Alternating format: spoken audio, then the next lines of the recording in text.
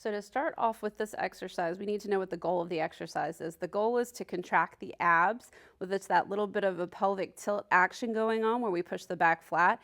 And then we also want to go ahead and try to move our legs a little bit. But when we move our legs, we're driving our feet into the wall, but we want to feel that contraction in the glutes. We want to try to avoid that contraction here in the quads because technically we're doing something called hip extension when we push down into the wall with our foot, but we're not moving to do the action. So we're trying to get our glutes to contract more and less on our quad.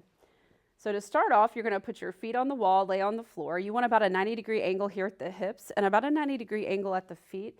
If you feel your quads firing too much, a trick for the trade is to bring your feet up the wall just slightly so that you can see your toes or past your knees when you're laying down.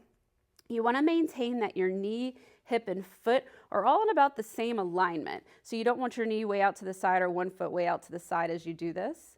You want to try to get your feet even on the wall and make sure that your toes are pointed in a position that's comfortable for your feet and that your feet maintain flat when we do this. So step one is to go ahead and to push that back flat. To enhance this contraction, you can either put a ball between your hands or an item and squeeze, and you should feel your ab muscles contracting a little bit more. Or to help with that, you could do a foam roller, and you could put this foam roller right here on your thighs and push into the foam roller with your hands, making sure that your elbows stay tucked into the side of your body as you push. Either one of these are going to go ahead and enhance the contraction of the abs as you do this exercise.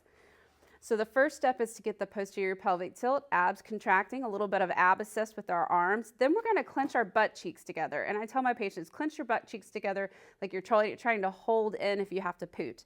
And so what we're going to do is clench our butt cheeks together. Then you're going to take your toes and lift them off the wall and try to push into the wall with your heels. As you push into the wall with your heels on both feet, you should feel an enhancement in the contraction of the glutes, and you should feel a lot more glute contraction than you should quad. Now, if I really push as hard as I can into the wall, what is going to happen eventually is my quads are going to want to help, and since that's not the purpose of this exercise, I only want you to push into the wall what you can maintain that glute contraction going on. So the whole time you're driving your feet into the wall, you do need to maintain that booty squeeze. So we're going to go through this whole exercise together. We're going to push our back flat like a little crunchy action. We're either going to squeeze a ball or push our hands into the foam roller. We're going to clench our butt cheeks together, pull our toes off the wall, drive our heels into the wall just enough to feel that glute enhancement, and then we're going to hold this position here, making sure we're maintaining our back flat, a little push through the foam roll or squeezing the ball with our hands, and then we're going to relax. Remember, only push into the wall as much as you can control with the glutes and not the quads. We're going to do this again. We're going to do our little posterior pelvic tilt where we push the back flat.